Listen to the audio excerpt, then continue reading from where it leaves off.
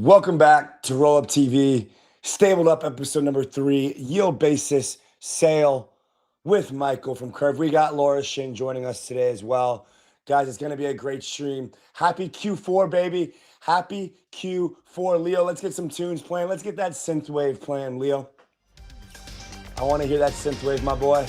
The vibes are up. It's a good day to be having a good day here in crypto Twitter land. It is 8:42 a.m. here in Florida, and yeah, I think if you're watching this from Token 2049, you probably had a pretty good day, considering all this shenanigans that have gone on. Leo, I think my title is a little bit messed up. All right, there we go. And yeah, guys, so stoked to get into this today. We've got Michael from Curve and 𝘸𝘭𝘆 talking all things what they're doing. YieldBasis has absolutely blown up, had a massive sale, so shout out to them. It's pretty exciting. And yeah, I'm looking forward to hearing from her, and I'm also just looking forward to hearing from the general team. So guys, I'm gonna pull my screen up, we'll do a little screen share, and yeah, we'll get into it. So I think our first guest is gonna be Michael, hopefully here shortly, and yeah. So let me go ahead and just go here, screen up, and we'll push it live, and we'll go on the timeline. So let's do it.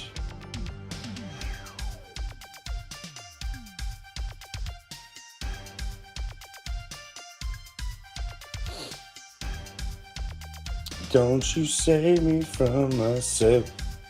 We got the tunes playing. Nice. Well, we got another day with no Robbie, guys. What are we gonna do? Another day with no Robbie. Vibes are down. Alrighty. What's going on? Look at this.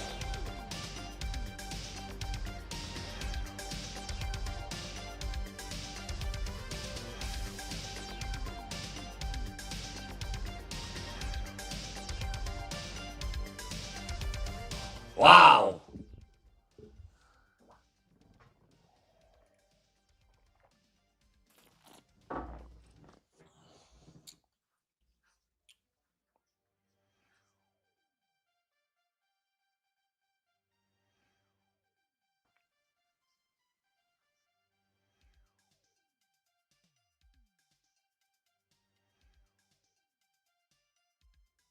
Bro, this is pretty sick.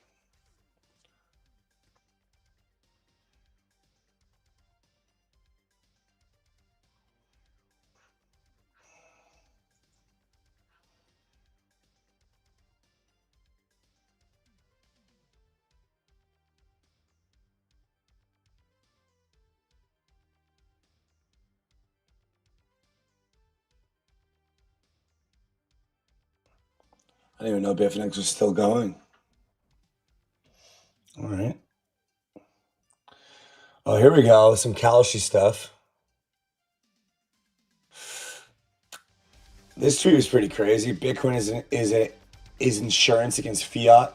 Zcash is insurance against Bitcoin. That's pretty trippy Naval quote coming in, I would say.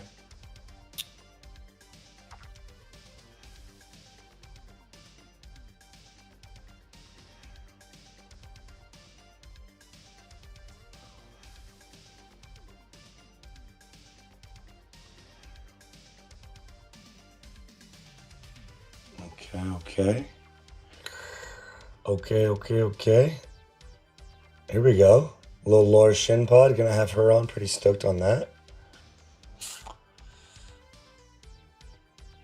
This is funny, actually, because, like, it's true. This is obviously funny, too, because this guy called it.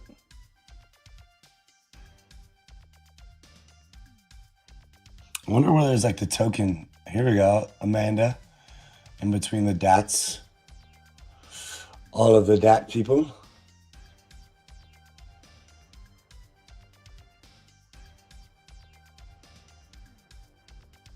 This is exciting. This is good vibes.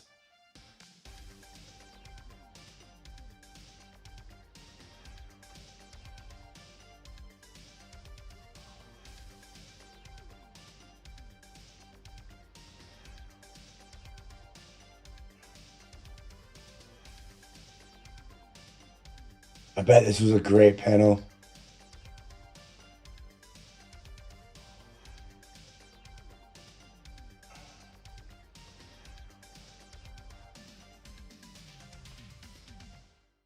Oh my gosh, people are getting smoked on plasma. Wow.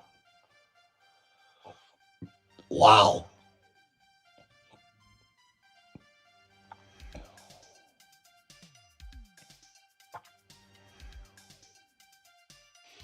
Smoked on plasma. Damn. That's not great. That's not great for the program, is it? Is it now? Wow. Okay.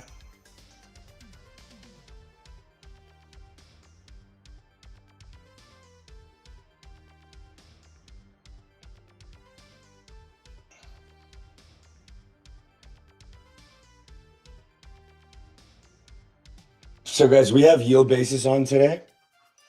I got to pull up Legion to figure out exactly what they have accomplished in terms of their total sale.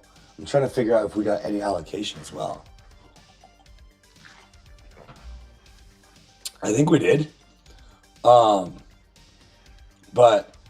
I can't, the website's being super slow right now because I think the sale is about to start in like, yeah, it's about to start in a bit, in like an hour or so. So that's going to be interesting for sure to kind of see how that plays out. And yeah, we have Michael on today, so we're going to find out what's going on. In fact, what is even going on from their personal or from their comms account? Okay, so see you in 2.5 hours at 7:30. So that's basically at 10 a.m.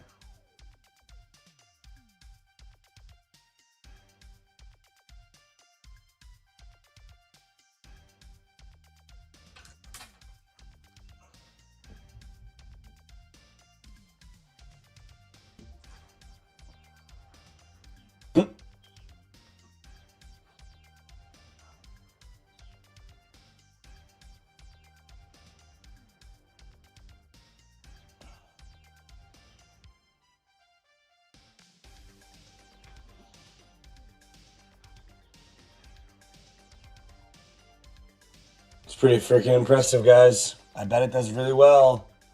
Hope you guys were able to get in. Hope you guys were able to get in. Oh, this is going to be cool. Here we go.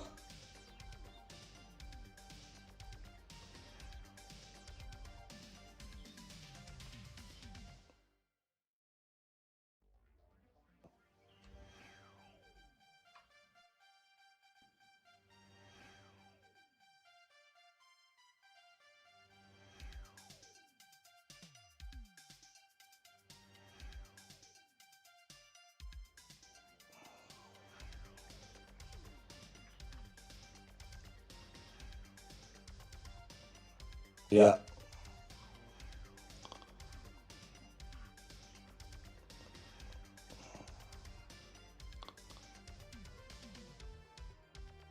There we go. Should be stacked up. Should be good now. I got levels.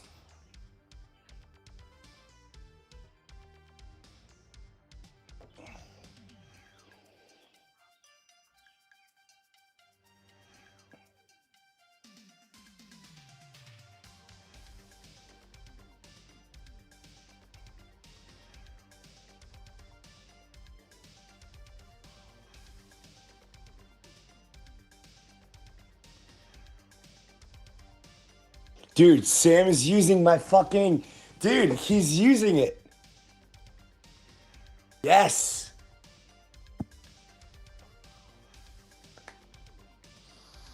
Yes. Yes, that's what 𝘱𝘭𝘵𝘍 said. Yes. Yes. Yes. I love it. Getting zinned up.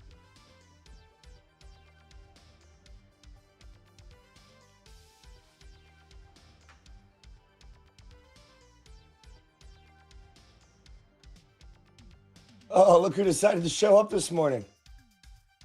Hope we got a tweet out. Yeah.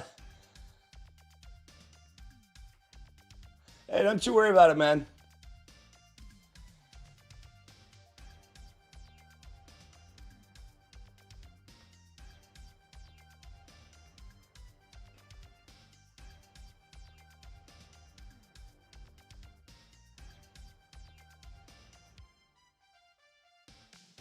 Bro, dude, just figure it out, man.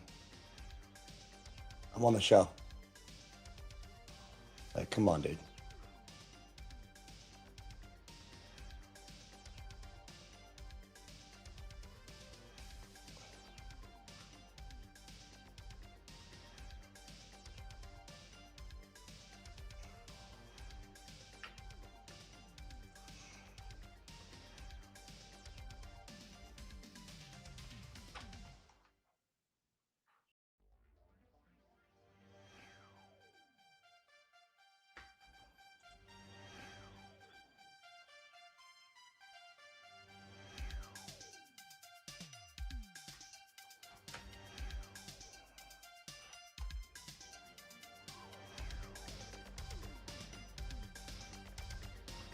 I like it.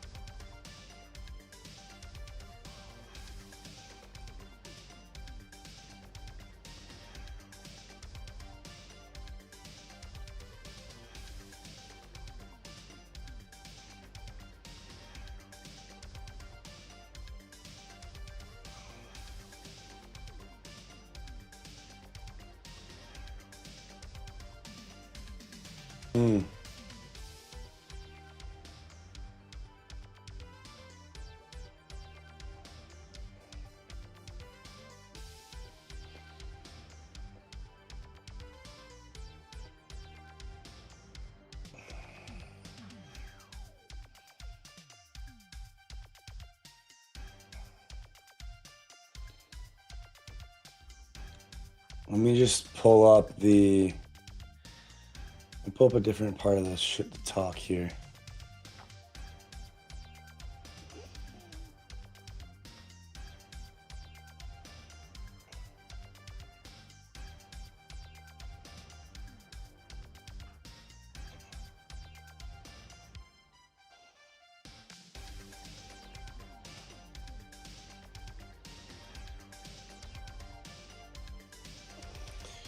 Great channel, thanks. Thank you, MineRug.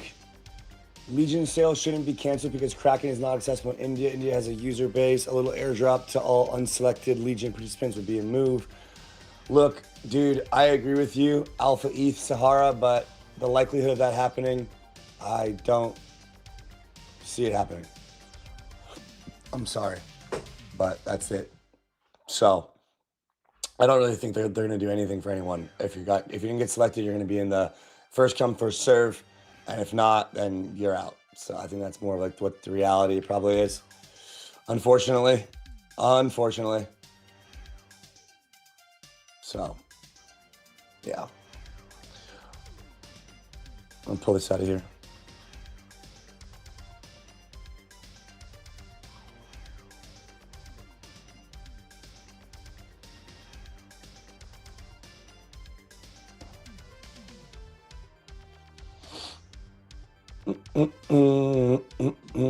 Oh my god, this guy hates plasma, dude. So annoying.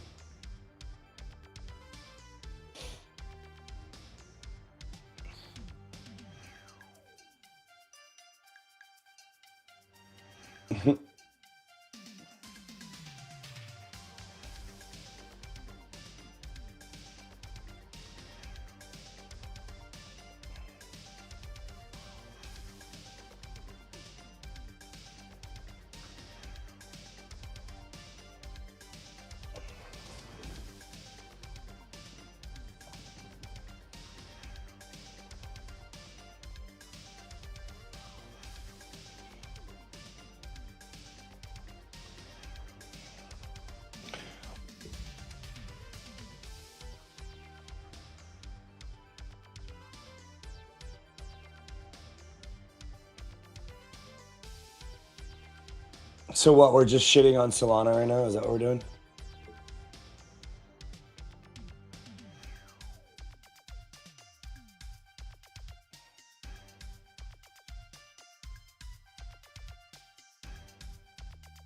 Wow. Okay. I mean, look, I agree, buddy. But Solana has all traction, and the stable chains aren't even live yet. So I think it's very easy to like hypothesize as to what's coming. And let's go. All right, guys, we got Michael from YieldBasis in the back. We will be cutting off the screen now. We're going to get to the juicy part of the segments, guys. Thanks for vibing with us in the beginning here. Actually, hold on. Let me just read this. It's all good. We'll come back to this tweet from Jason Choi. I'll mark it to talk about token 2049 sentiment. All right, guys, we're gonna be right back, and then we're gonna roll into Michael from Curve quickly. Why you bullish on Plasma, Ochre, and not 𝘐𝘳? I'm bullish on Plasma because they're live. 𝘐𝘳 had some mainnet issues. Still bullish on 𝘐𝘳. I think that they're gonna come on the show. Signed up to Kraken 2 days ago. Still waiting on KYC results. Sorry to hear that. I think they take a long time to compare to other exchanges. Broccoli, not base. I agree. I think that is the reality. That's all good though. All right, guys, we'll be right back, and then we're gonna get Michael up on the show. BRB.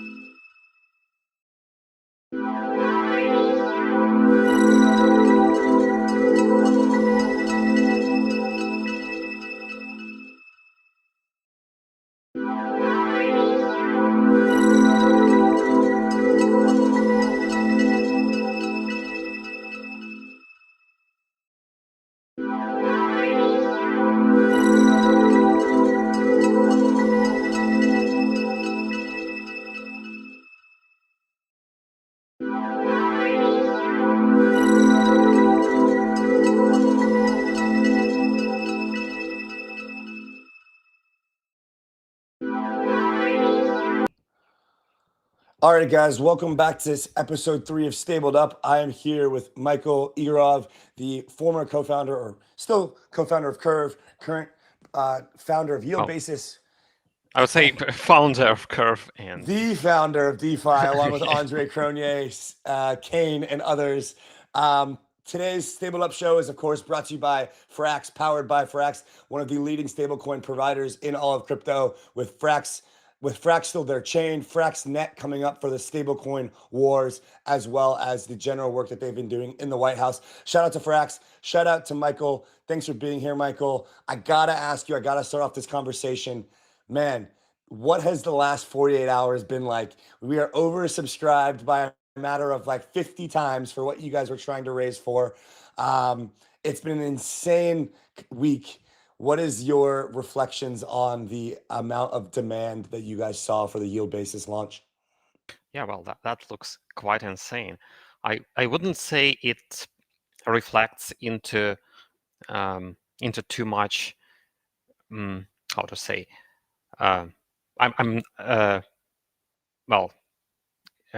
It's really surprising to see, I would say, right? but yeah, it doesn't reflect into too much stress on my side. I think it was a little bit more stressful to actually get the first deposits going, because and I'm very glad that we started small, because it's there were all sorts of things which didn't go exactly as I thought. So deposits started half an hour later than anticipated. But yeah, so far so good, and we looked at what's going on and created some vote at Curve to make sure that deposits will, I would say, go smoother when we raise the cap for them again. And actually, this is kind of something which is, I would say, where it probably should be a little bit more stressful than watching the Legion thing. But Legion is really like, well, how to say, I think we had some sort of nonsense season in crypto, mostly with meme coins and stuff. Not to say, well, I wouldn't say that meme coins are always useless, but I think most in that season were, right? So, well, maybe about 100% of them. And I think people kind of got a little bit of tired from pure speculation. So they wanted to see something real. And I think we are seeing real projects coming up. So YieldBasis is definitely one of them. Yeah, I mean, I think there is demand for that fundamental type of investing, if you will, or at least understanding that there's some real backing behind the project, and I think that's what you guys have. It's been a crazy week. 𝘗𝘓𝘕𝗍𝘂 announced his $200 million raise with this new tokenomics thing. You guys, Michael, have came out with this huge kind of oversubscribed round. Talk to us about the Kraken Legion YieldBasis collab, right? So, in about 1 hour, we're going live on Kraken for the first Kraken launch. Well, I think it was possible to guess, because when we just opened first deposits, the initial cap for deposits was very small, like 1 million essentially. Well, 1 million per pool, so it's like 3 millions. And that was filled in, I don't know, half a minute, when at least when it appeared in UI, and we had someone figuring out how to deposit before it appeared in UI. So, and I think we see pretty much the same in Legion, but with over a little bit longer time. Yeah. So how did you come to make the partnership with Kraken? Like, right. They had this new launch and they chose you guys. How did you guys pull that off? So we didn't actually originally plan to do it, but we thought, well, maybe Kraken is a very legitimate brand, of course, and they are essentially launching this Legion thing, so it would be probably interesting to be the first project in their in the sequence of projects they will be launching. So maybe that creates a good awareness, essentially. And I think it did. And I think it works. Yeah. All right. Well, Michael, I don't want to get too deep into just the actual sale part of things, because I think that's just a small part of what you guys are doing and looking to accomplish. Maybe what people would like to hear about is, kind of the overarching picture of what YieldBasis is. And then I think the main question is just like, why do you need a token? Like, okay, we're doing this big sale. Maybe you could, walk us through the YieldBasis, strategy and vision here, Right. and then loop us into what when people are investing or allocating to this, taking their own, not financial advice here, taking their own risk to invest. What is the value that they're going to get from this YieldBasis token? How does it fit into this grander picture? Maybe let's start with the updated vision. It's been a couple of months since we last spoke, and how does the token tie in? Right. Yeah. So YieldBasis earns yield from essentially Bitcoin and maybe other cryptocurrencies volatility by removing impermanent loss in AMMs. So it actually will be able to earn yield from fees without being affected to the price fluctuations. So that's great. Of course, if you loan crypto. And in principle, it can work without a token, in principle. And I even had this idea before I started it. What if I make just a traditional company which runs essentially an AMM and makes money on it, and that's about all it, right? So that, of course, could work. But I think if, I realized that this thing should benefit Curve a lot as well, right? And I guess it would be really good to grow it pretty quickly. And if you want to grow it quickly, you want a token, and you want, of course, this token to be connected to all the token economics and value capturing mechanisms.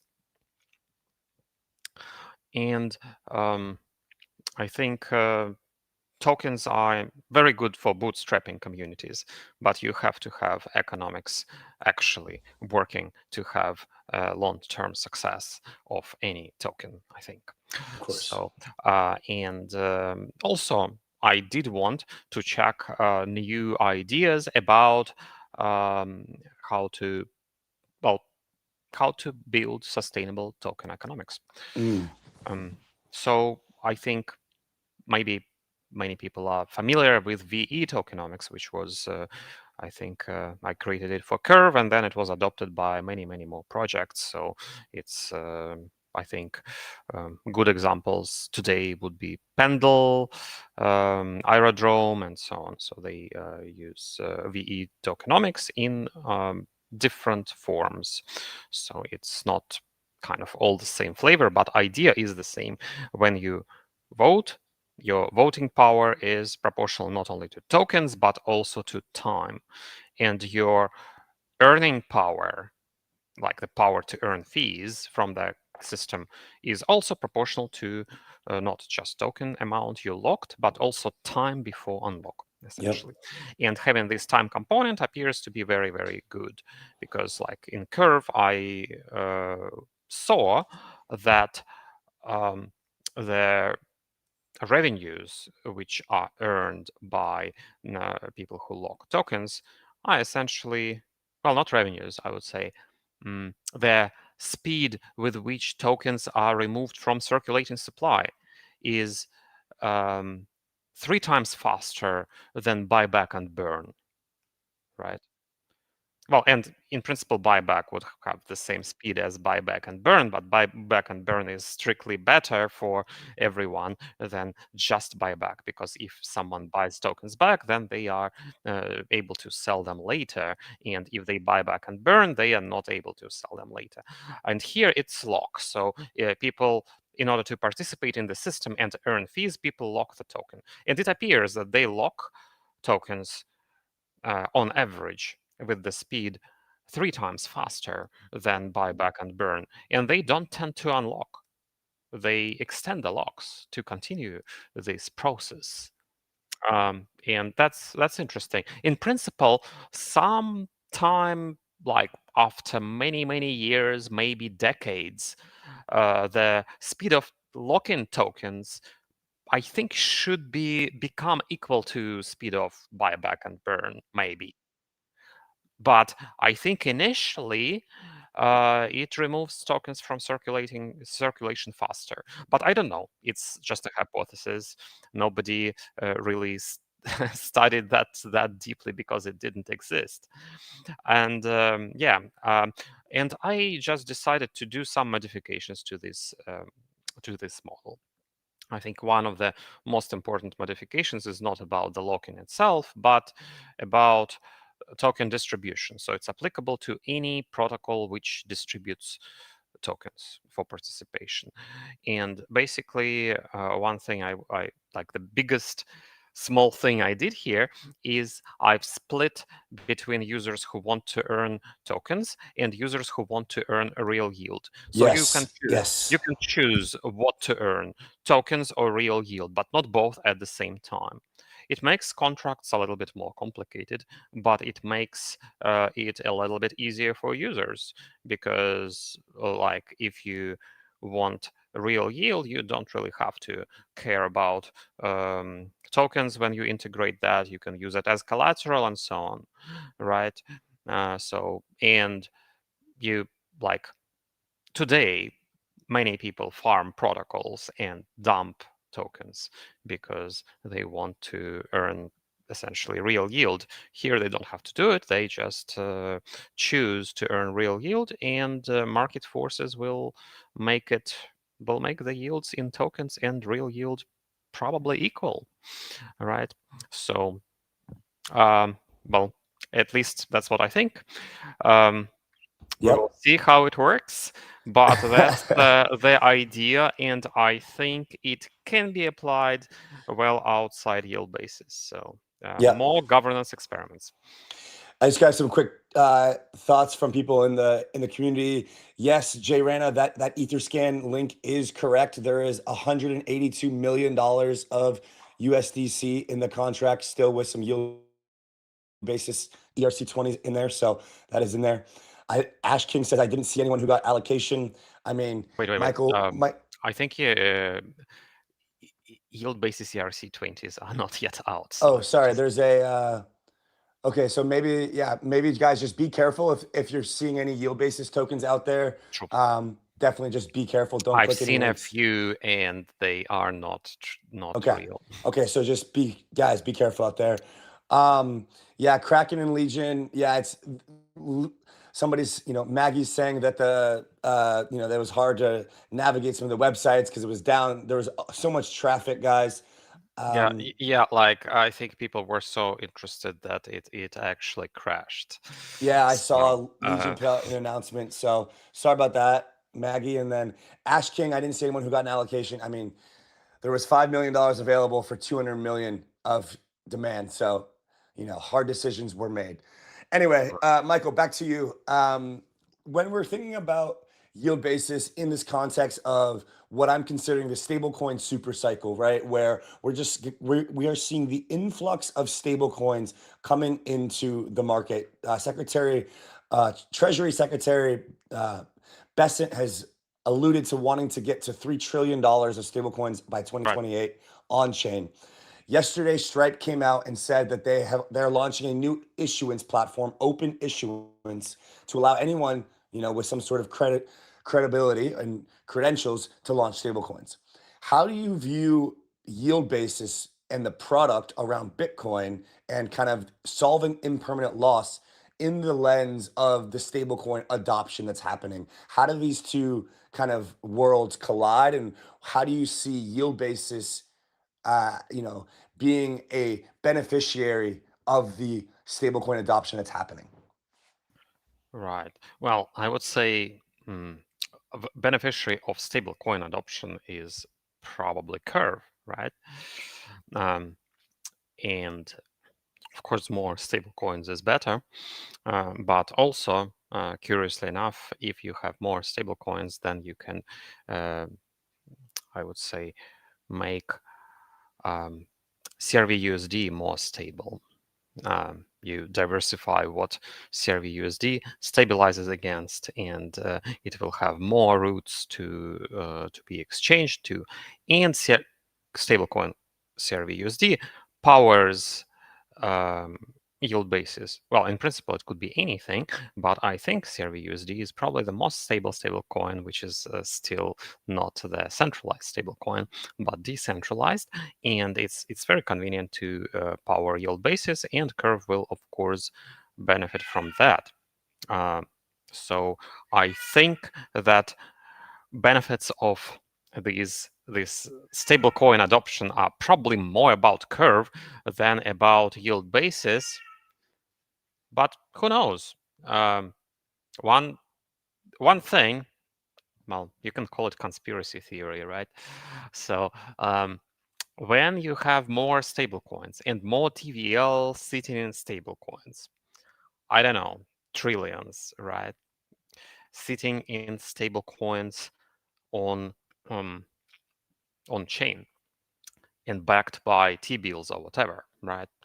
That's well, that's kind of a little bit like a representative of inflation, or maybe for some people it will look this way.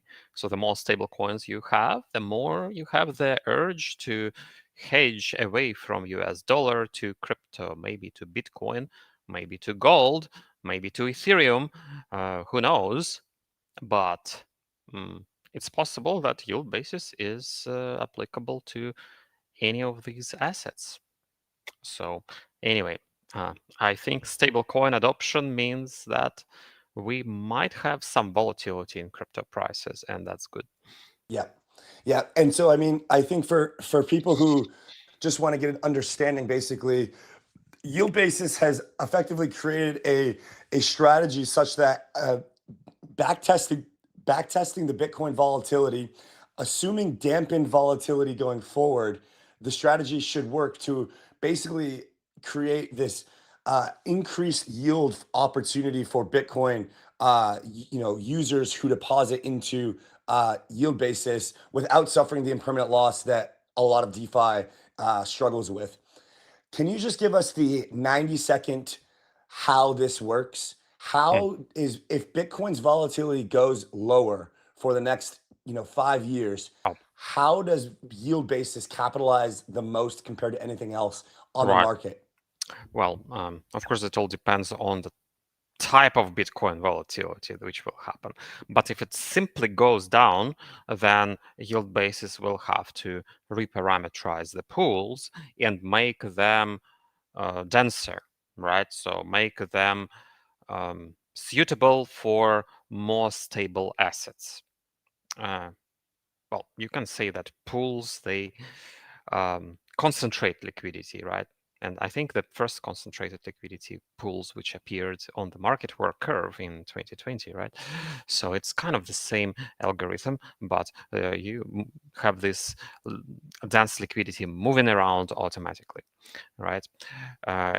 If asset is less volatile, then maybe you have less revenues, but you can afford to concentrate liquidity denser. And when you concentrate it denser, then you take bigger, I don't know, you increase capital efficiency, essentially, right? So you cannot have high capital efficiency if asset is highly volatile. So, and if volatility of the asset goes down, then you have to increase capital efficiency. And this is just done by a parameter. And you cannot afford to have high capital efficiency when the market is too volatile, right? So I would say that we just have to recalibrate everything by looking at how the market proceeds. And we have a solid models to do it. Yeah, awesome. And Michael, when the actual platform token goes live and the product goes live, is the main pool going to be a Bitcoin USD? The actual pools are live already. Okay, the pools are live. Sorry. Right, Okay. and it's well, the pool serves swaps between three types of Bitcoin, essentially, and Curve USD. But users deposit just the Bitcoin part. Okay. And so the impermanent loss that we're going to be avoiding is going to be coming from the Bitcoin or any form of the Bitcoin, wrapped, etc., and then paired with 𝘑𝑟𝑣_USD, basically. Yes. Okay. And so this is a big play for you to expand the 𝘑𝑟𝑣_USD demand, Yes. obviously. Exactly. And then that's going to help 𝘑𝑟𝑣. Yeah. And by the way, this this runs a new type of crypto pools on Curve, which are not only useful for YieldBasis and for Bitcoin. They are very useful for exchanging essentially national currencies of different denomination, like stable coins in USD versus stable coins in Euro, something like that. It's exactly the same code of pools.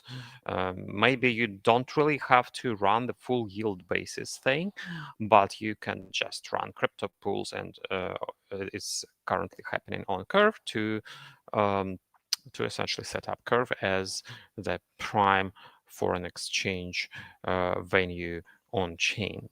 And so it's pretty much, well, YieldBasis is some interesting tech on top of interesting tech. Yeah. And but I see it coming together where it's like Yeah. YieldBasis provides value to 𝘂𝑟𝑣_USD, gets more liquidity, more Yes. depth, more demand Absolutely. just to own it.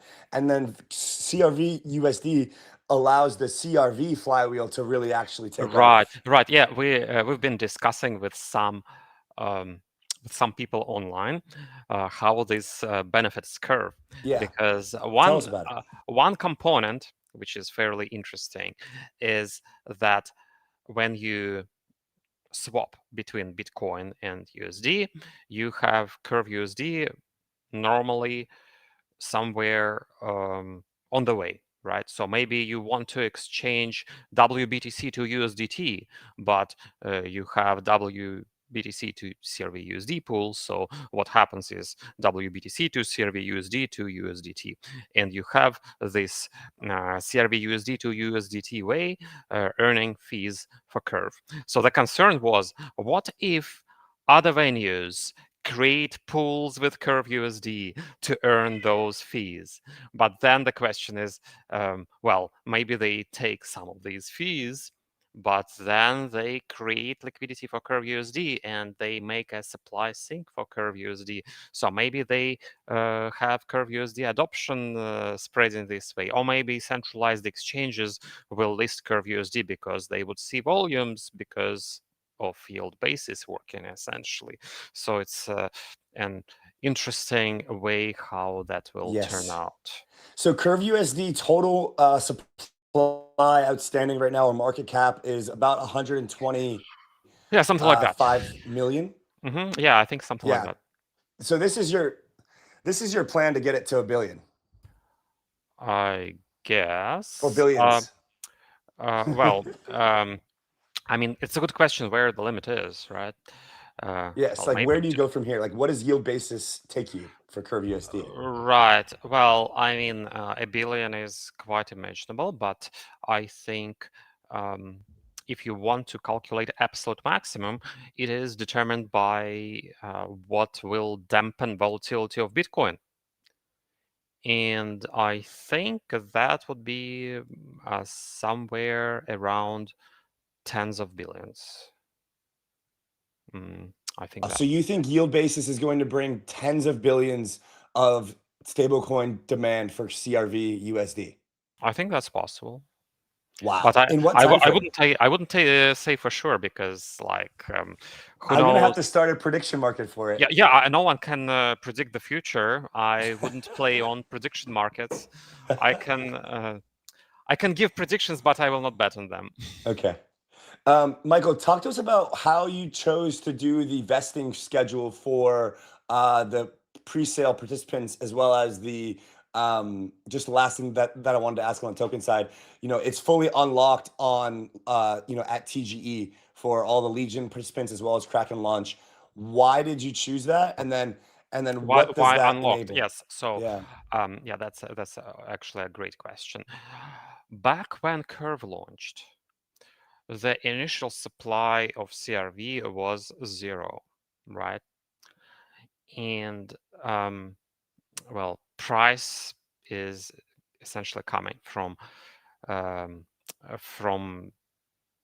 demand divided by supply. When you have division by 0, you have infinite price. So that's what happened with CRV initially. And after you have infinite price, price starts going down. Nobody likes price going down. So you have to have initial supply. And you need to give it to someone. So, and who to give it is, of course, there is this question, but there should be some liquid supply, and that is what it is. Cool. At least part of it. Yeah, makes sense. And then, okay, so what is the timeline here to that? Like, is this like an October launch? Like, because in order to get the pools really to where you want them to be, the token is a necessary part. I know. Are the pools are the pools ready? Like, are you confident in the pools? Like, they are, but I'm testing and checking things all the time. Okay. So that's why we started with smaller cap, and also a curved DAO participants really wanted that way, and I'm glad that they did. So now I think we are ready to expand the caps a little bit, but after that we probably will need to expand the caps again. But anyway, I'm checking all sorts of plausible issues which nobody could have thought of all the time, so that to ensure that everything is safe. Okay. But yeah, safety first. That's essentially why you cannot really have I don't know, have trillion cap in day one, right? Yeah. All right, so kind of, I don't mean to go all over the place here, but I just wanted to ask those 2 token questions before I, got out of here. Just quick couple things from the fans. Hey, Michael, how will you make sure people keep locking 𝘰𝘰𝘮𝘵 for the long term once the early rewards slow down? That's from 𝘗𝘁𝗏𝑏ase.eth. Oh, actually, people who lock 𝘰𝘰𝘮𝘵, they don't get rewards themselves. They get fees earned by YB, right? And fees are obviously bigger when you have bigger TVL sitting in YB, but they are real fees, like real yield. So 𝘰𝘰𝘮𝑏 get a part from what's going to real yield. Okay. And so you'll make sure people keep locking YB even once the early rewards slow down, because but it's not like rewards are not going to 𝘰𝘰𝘮𝑏. That's the thing. Okay, right. What goes to 𝘰𝘰𝘮𝑏 is real fees. Got it. Real fees depend on what market is doing, not what rewards are doing. Got it. And then Maggie's asking, is Convex or CVX accumulating YB? I think they could. I mean, they have all the opportunities to do it. Okay. Broccoli says, thank you for the answer. So, Michael, back to the �curve_USD stablecoin component. I think this was a really, really interesting kind of thought experiment and process here. So let's say we get billions of dollars of demand for CRV_USD. What does that do to the Curve flywheel? Like, how does that enable a more positive Curve ecosystem? And then how does that value then go back to YieldBasis as a result of it starting with YieldBasis? It goes to Curve. And then no. YieldBasis does get value just from fees which are earned in BTC to �curve_USD pools. So YieldBasis already gets this part. And it needs to share the value with Curve, obviously. There are 2 ways to share the value. Well, several ways, but one way is there is some allocation of YB tokens, which is going with the speed proportional to inflation to Curve, and Curve decides where they go. The best thing, I think, is to put them to incentives of stablecoin pools which swap with �curve_USD to promote �curve_USD even further. When �curve_USD will be promoted, I think it's like supply sync going up, so we will have more loans in �curve_USD, and Curve will earn even more over there. And Yeah, so essentially you have YieldBasis powering curve, and yeah, I already explained with the 𝘠𝘯𝘵 trading part. So I think it's like things going hand in hand. Yeah. Yeah. Okay, cool. And when you're thinking about the actual 𝘰𝘰𝘮𝘵 token, people have a little bit of PTSD from CRV and all of the copycats that came after with the VE model.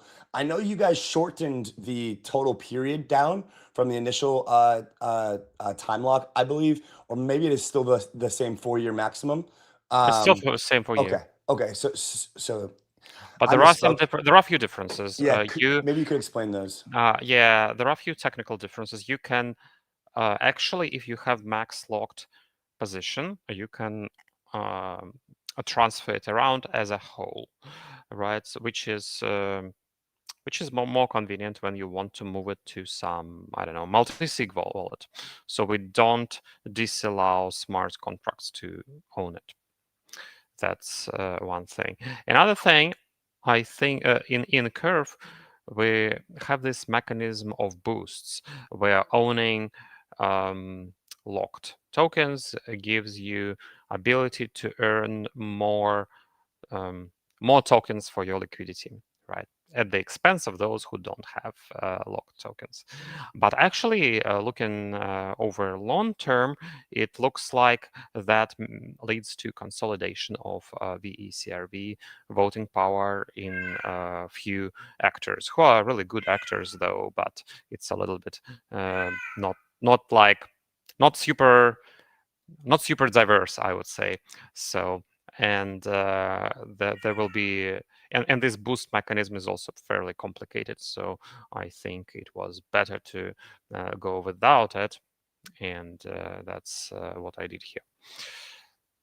So it's, but nevertheless, all the wrappers around VE tokens, they still do make sense, right? When you buy a wrapper, whether it can vote or not, I don't know.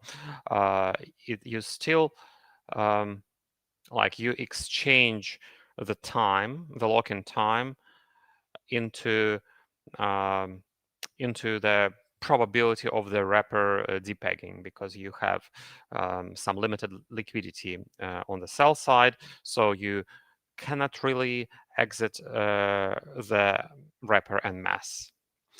And you just exchange one risk with another risk, so time risk with potential price risk, right? And well, that's probably fair, and that still achieves, even if the wrapper can vote, you still can achieve the original purpose of VE tokenomics, which is to prevent governance attacks, like long-term governance attacks. Yep. All right, Michael, we got a couple questions from the chat. One guy, Ajax, says no email yet. Ajax, I'm sorry, it was 40x oversubscribed on Legion. Hopefully you can get in the first come, first serve sale. Justin says very bluntly, Michael, when is TGE? I think we kind of spoke on this. Maybe you could just quickly rehash the roadmap plan. Yeah, I will. I cannot tell the exact dates yet, but really we need to have pools working a little bit with tiny bit of liquidity like now, and with a little bit more liquidity. And after that, I think it's reasonable to do the TGE. Yeah, but okay. I cannot tell the dates exactly yet. Got it. Cool. I'll let you know if we get any more. I just got a couple last things for you, Michael. What is left for so we get to the token launch, we get the pools up. Then after the pools are incentivized with the token, and you've got this kind of dual optionality system for people that want real yield or YB, what is left from you guys after that on the development side? Like, what do you need to do to go from that place to the next place? One thing is that we are definitely probably the most most knowledgeable ones currently in terms of running simulations and being able to figure the parameters of the pools. As I said before, the parameters depend on volatility, and volatility changes over a long time. So we will have to change parameters over some time, I guess. And when we add new assets, we need to calculate new parameters for the new assets. Obviously, Ethereum is more volatile than Bitcoin, and BNB is more volatile than Ethereum. And which assets are good to add in YieldBasis, and should the liquidity concentration be, what should the fees be, is something one needs to calculate. Another thing, if we do some research and come up with mechanism which actually earns more, then it's good to implement it. Remember, the liquidity is 2x leveraged over there. So if having some, I don't know, some dynamic fee which is better than what we did makes us plus 1% in APR, in YB that would turn into plus 2% in APR. So you amplify all the improvements by a factor of 2, and that's not small. So this is, well, if we create in future, we can create new pools for the same assets which earn more because we, let's say, come up with some mechanism to do this more efficiently. So that's, I think, yeah, I think that's where we will still need to oversee it. Oh, of course, well, I mean, anyone can, right? But yeah, I'm just not even very much aware of anyone else doing simulations of trading activity which actually matches the reality within I don't know, within few percent. Like, I mean, few percent precision. So let's say if you have simulation showing I don't know, 3.4% APR, and you have the real pool doing 3.3 or 3.5%, that's probably good, right? And I don't think I've seen this kind of precision anywhere else outside the simulations we do. Michael, last thing for you. Any alpha on which assets you're thinking about next? You mentioned some assets. I think that probably the most obvious one would be Ethereum itself. Right. I don't know, maybe Ethereum, maybe Ether, maybe staked Ether. I need to think. But Ethereum is definitely a good one. What else? We will see. I always try to look at gold, right? I don't know. I don't know if it's possible. It's just Tether gold. I mean, it could work. It could I work. mean, it just sounds fascinating. I want to have this brick of gold which becomes bigger and bigger on my shelf, right? Michael, thank you for your time. I know it's busy over there. I know you got 20 minutes or so until the sale on Kraken. I'm gonna let you go. I'm sure the team is hands down, heads down right now. Appreciate you jumping on. And yeah, it was a great session, man. Sounds good. Alrighty, Michael. Speak soon, buddy. Bye. Thank you. Bye. Alrighty, guys. Wow. Well, that was that, guys. If you have any quick questions in the chat, hit me on Twitter or on YouTube. PZ says FRX ETH.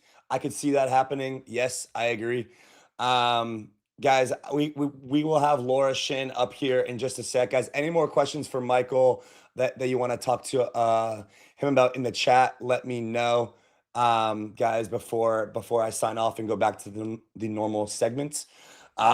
Man, this sale is about to sell out on Kraken in like freaking 2 seconds. It's going to be less than a minute. It's going to be plasma style sellout for the pre-deposit vaults on YieldBasis.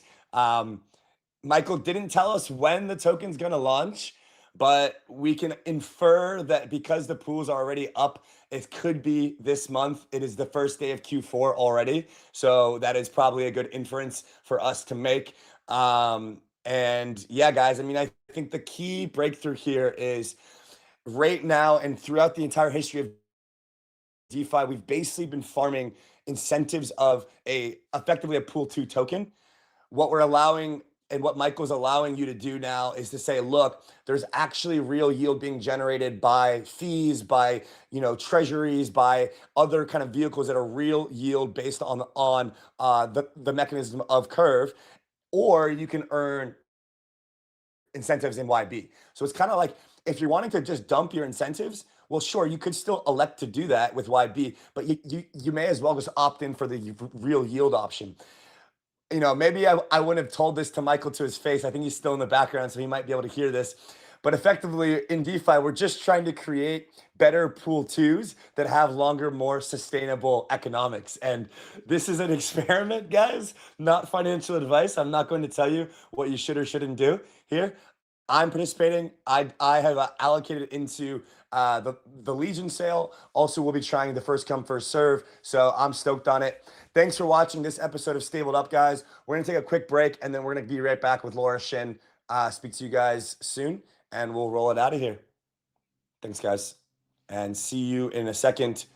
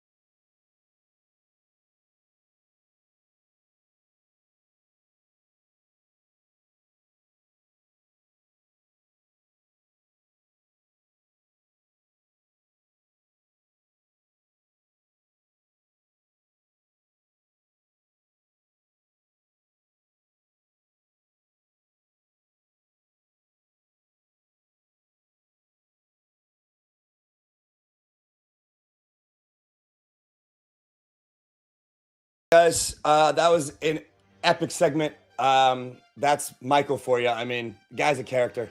Up next, we got Laura Shin, host of the Unchained podcast, and first time on the show. She is getting some flack for launching a creator token. I want to talk to her about it. I know she's excited to talk about it as well. So this should be a fun segment. I mean, Laura basically just pushed the idea of experimentation to the max, and I just want to hear about it because I'm considering what she's already done, if that's any alpha. So checking on the chat, guys. Give me a sec.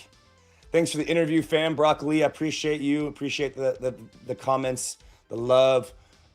King's Crown, the Rollup. What up, man? What up? How are you? Yeah, guys, I mean, if you're still waiting on that YieldBasis sale, I mean, it's definitely not going to be a sale for everyone, unfortunately. I think we barely got squeezed in on our side as well. So that's the reality of the situation. It's unfortunate, but it's okay. We're going to get Laura Shin up, and we're going to get her fired up. So excited to chat. And yeah. We got some music playing in the back. We're hanging out. What's Bitcoin doing? Guys, I literally called this first day of Q4. I said yesterday that we're going to rip. I agreed with a tweet. Bitcoin's 4-hour candle just closed an hour ago, 116.6. ETH back up to 43. Sol at 220 with a $2 billion DAT announced. Pengu up 10%. Pump up 15%. XPL bouncing back. Guys, I think we are in Q4. I think we're in the golden bull. I think it's happening. We're going to get Laura Shin up. We're going to find out what's going on with her. Checking the chat. Andy, go on Kraken and stream your dashboard, live participation. Oh, that would be sick. I actually already did it on Legion, but I will have to talk to 𝘸𝘪𝘴𝘵𝗫𝗄𝘡𝗏. But I think you should do it if you're in and you get the chance. I think it's going to be a winner. Unlocked on TGE, not financial advice, decent valuation. It's freaking Michael from Curve. How can you fade Michael from Curve? Come on, guys. Come on, use your minds. Use your brains. Use your brains. All right, guys, let's get Laura up and let's get her going. She's ready in the back, and I know she had a little bit of technical stuff, but we should be good to go. And yeah, Laura, welcome to the show. Hi, thanks for having me, and sorry for the technical issues. I mean, you know it, just as well as we do. It just happens, and I know that you've been doing streaming more recently, and it's a different beast compared to podcasting. So, yeah. Well, Laura, thanks for your time. I've been a big fan. Love your work, and I think a lot of people in the space do. You found yourself in the midst of the timeline on Monday and Tuesday this week, which is nothing new for you. And that you launched a Pump Fund coin, which is really cool. You got a lot of props from people that are active in crypto, that are on-chain, enthusiasts, VCs, etc. And then you also got a lot of pushback from Ethereum people, from people who kind of were like, is her account hacked? What's going on? This is not Laura. So maybe just give us the lore here. You're sitting over the weekend, kind of weighing your options. How did you come to this choice? And kind of talk us through how this happened. Well, actually, we launched it last week, Okay. but the person who was like managing that, they didn't amplify it. They didn't like let anybody know. And afterward, I was like, wait, you didn't tweet that out. Anyway, so what happened was, I had Noah on the show, and he was like just obviously talking about Pump and about like the issues for creators. And, we've long heard that crypto and Web3 can resolve this problem where creators in Web2 don't really make very much money. And our company has done, I think, all the crypto media-ish things. We have been on Fountain for a long time, Pods. We did Zora. We've done Dracula. Like we're, I don't know if there's any that we're missing. There might be some, but we've done all of those. And so I was feeling like, well, this fits in that bucket. But then the other thing is that we are doing more live streams. We, we're doing podcasts for a long time, but I'm sure you felt the shift. Basically, like ever since Trump got elected, now there's so much news. So before we were doing 2 podcasts a week, and it kind of made sense that like we would have, one longer show maybe where we can dive into details on things, or like feature a project or just a person or whatever. And then we would have like a little bit of a shorter show that was about the big news of that week. And then like so much news just started happening, and the news cycles were kind of getting shorter. And not only that, but like the feeling of if you don't really cover it in the day or two when everybody's talking about it, then like it just feels old. It feels a little stale. And so anyway, point is that we've already been, so we had not even announced any of this. We're just like experimenting, like what works for us. And we're kind of just starting to stream a lot more to figure out what's our best rhythm before we kind of finalize everything. But as of course, Pump is a streaming platform. So it just felt like, oh, okay, well, this is like a platform that is a good fit.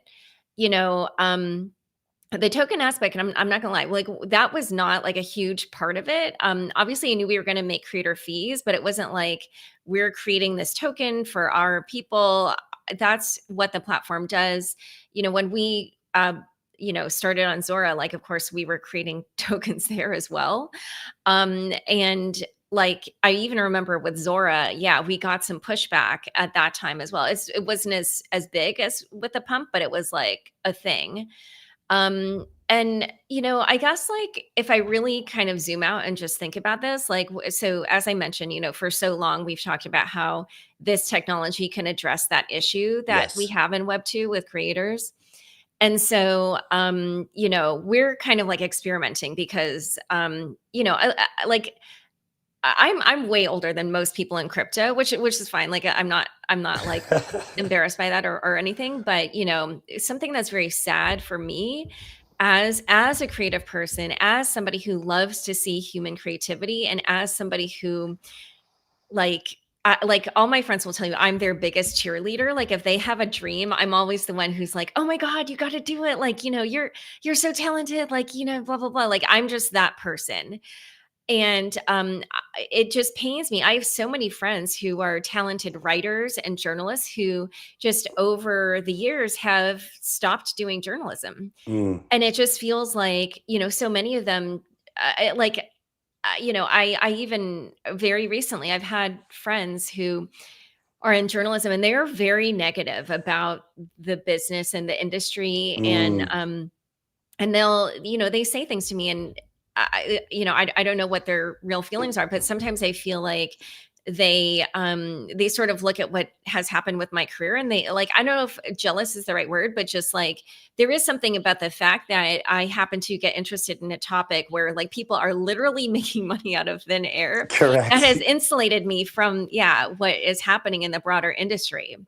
And so point is that I'm very interested in how this technology can address this problem that pains me to see in my own life. Like, a part of me is just like, oh my God, like, if we were to create something, then I know exactly which friend I'm going to be like, look, you need to use this because you are so talented. And this friend of mine literally went into business, and I do not think that person is well suited to business. And they're a way better writer than I am. So I just would like for them to take advantage. So anyway, Yeah. I sorry that I'm straying, but the point is like, this is the reason I'm saying all this is because this is something I've thought about a lot, like a lot. And it's something that, I feel like almost emotional about. Like, I feel like people who are talented, they should be compensated for what they put out. And the business model of journalism has been broken for so long. Like literally, this is how I started. I started at Newsweek the year that they were breaking like all the news about Monica Lewinsky and Bill Clinton.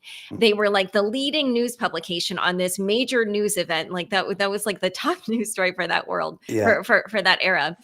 And at that time, the top editors, they all got private cars to and from the building. They all like took these long lunches. Like I remember literally the top, he was like so they called them the 𝘗𝘓𝑚𝑑𝑎s. I don't even know what that means or like why they call them that, but the top editors were called the 𝘗𝘓𝑚𝑑𝑎s. And one of the 𝘗𝘓𝑚𝑑𝑎s was the editor for my group.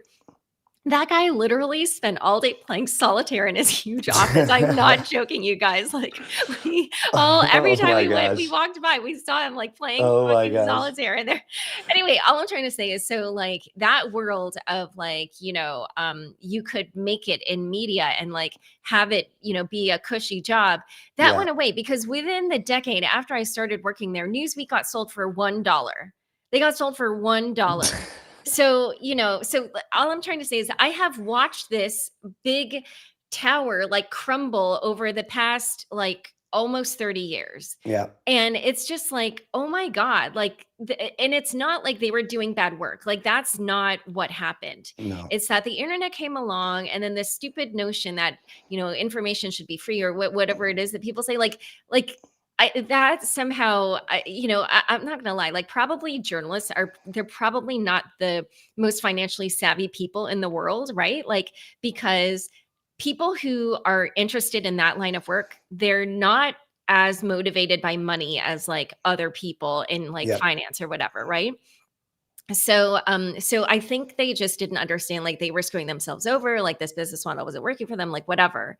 So anyway, sorry, like I feel like I'm getting far from your question, but the point is just like, this is the culmination of, almost 30 years of like watching this collapse and me thinking, hey, like I'm in this position where my company can test these things out. I feel like Pump is just one in a long line of things. And then the other thing, so sorry that I'm talking so long, but the other aspect of this that I do want to talk about, so the first time we ever streamed on Pump, when the person on my team did not tell people about it, which is okay, but it just so happened that the first interview we had that day was actually somebody who was talking about Pump. And that wasn't planned because we had actually wanted to launch it a couple days before, and then it just like technically we could make it happen. But anyway, point is, So that person was talking about something that he was calling audience fi, and that I was thinking of like you could call it as like attention fi.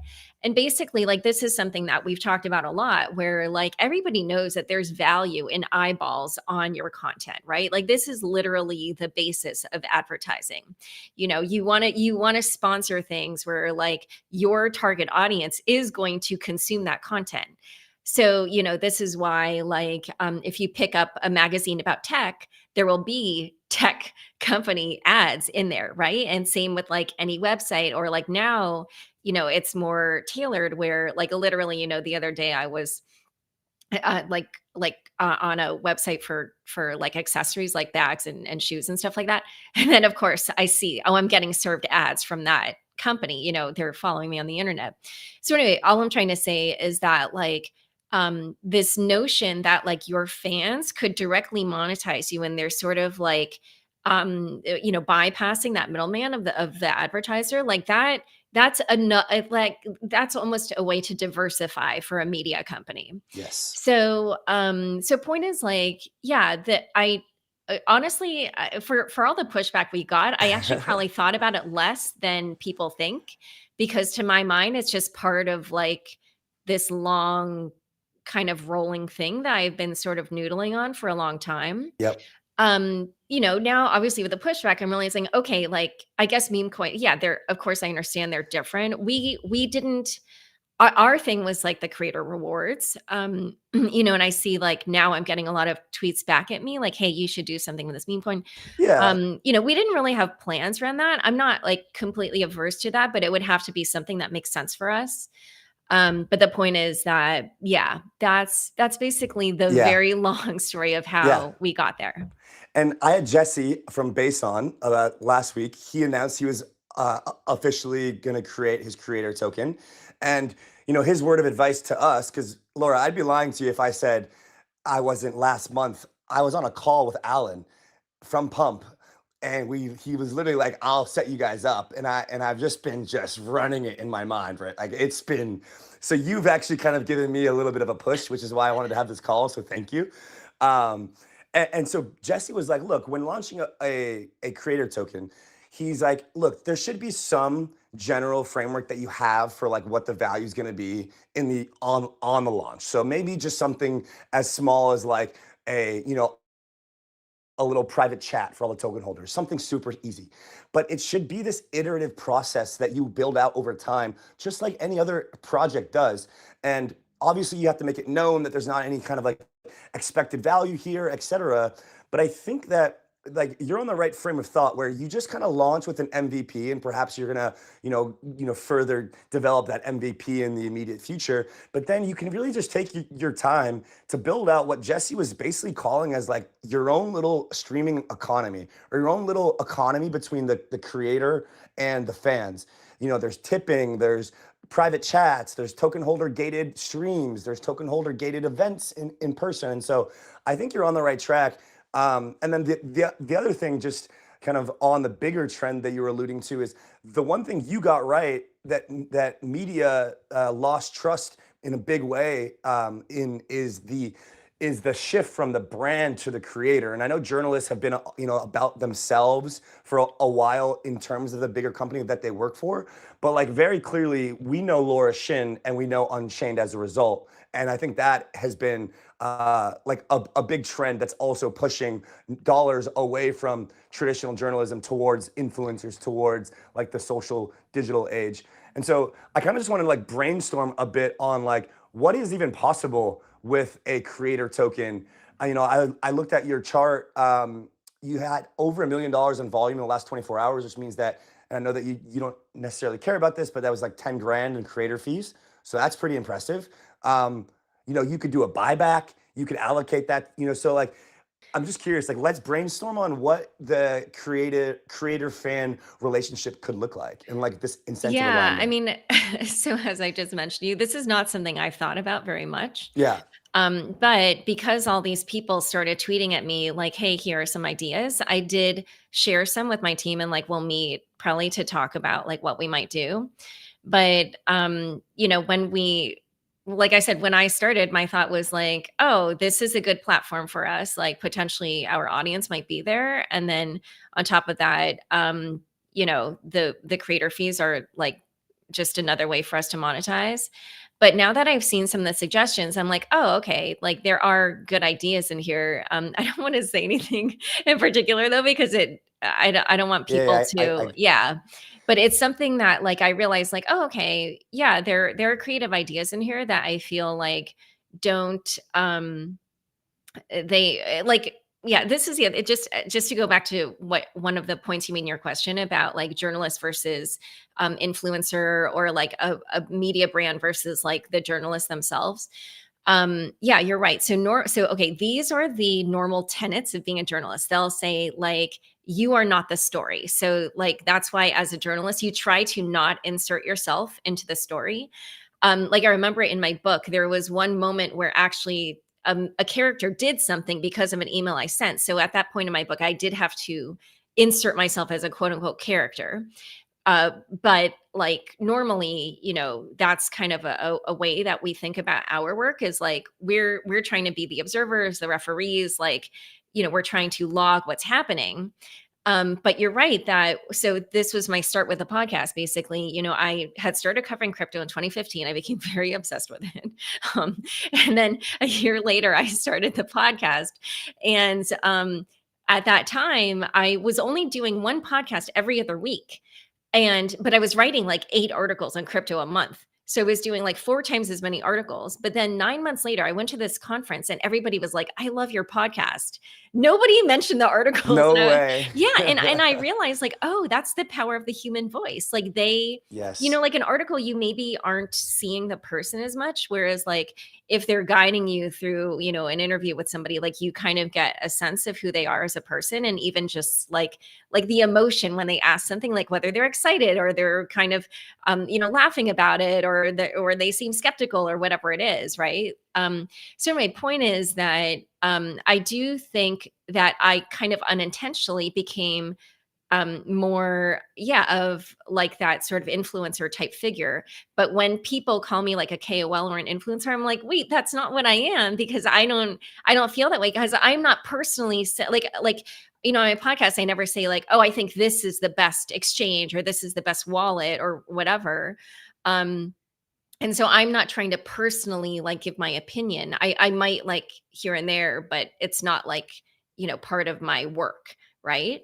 So anyway, point is that I am starting to realize that is the way media is shifting. I will say I personally don't love the feeling of media that's very like biased or like has too strong a stance.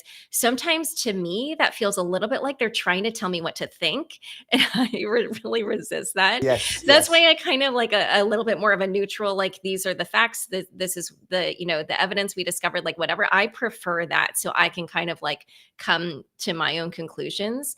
But I do think it is true, that is the way that's the way media has been trending actually for quite a while. So I'm not gonna lie that, I have thought a little bit about experimenting with that. I haven't really done it yet, probably just because I'm so used to doing journalism the way that I've always done. But point is, sorry. So for your question about the token and stuff, that's probably another reason why I haven't thought too much about it, because like even the notion of putting my finger on the scale or like telling people, well, this is good or this is bad, that's just something, it's so against my training. I haven't done much of it.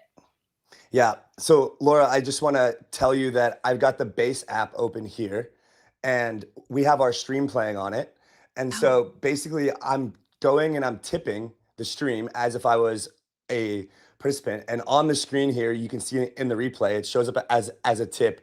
We've got buy and sell token options. So you can buy and sell different tokens that we have on our app.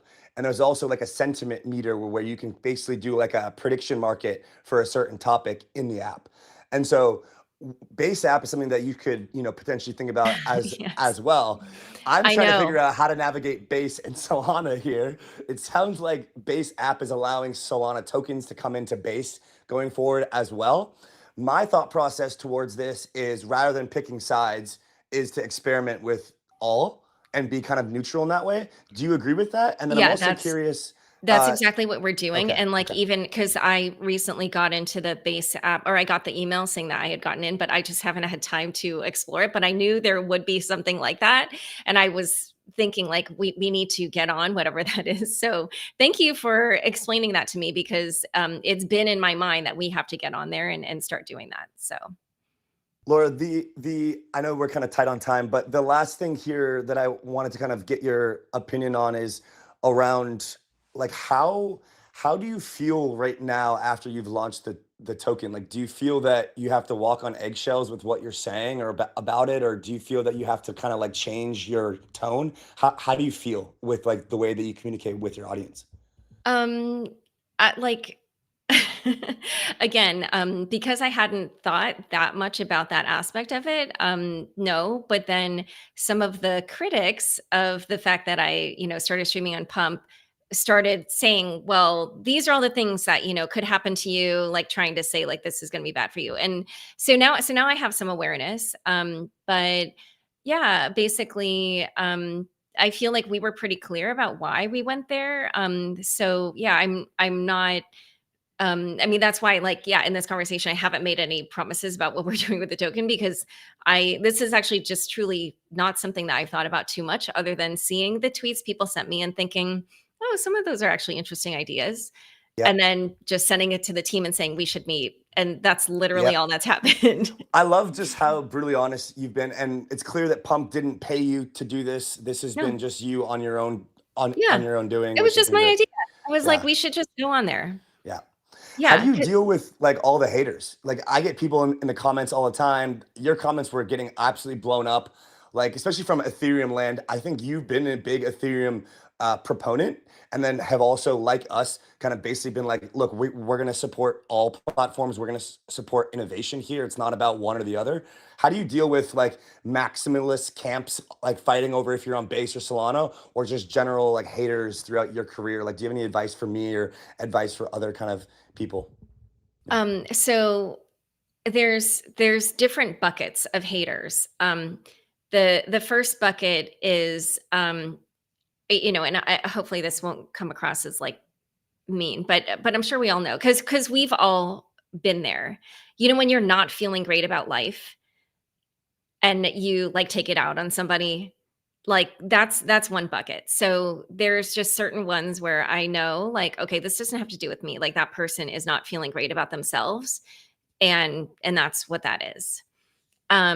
Another bucket, which maybe you saw in my tweet, maybe what some of the critics from the other night is like, you're not pumping my bags, that bucket.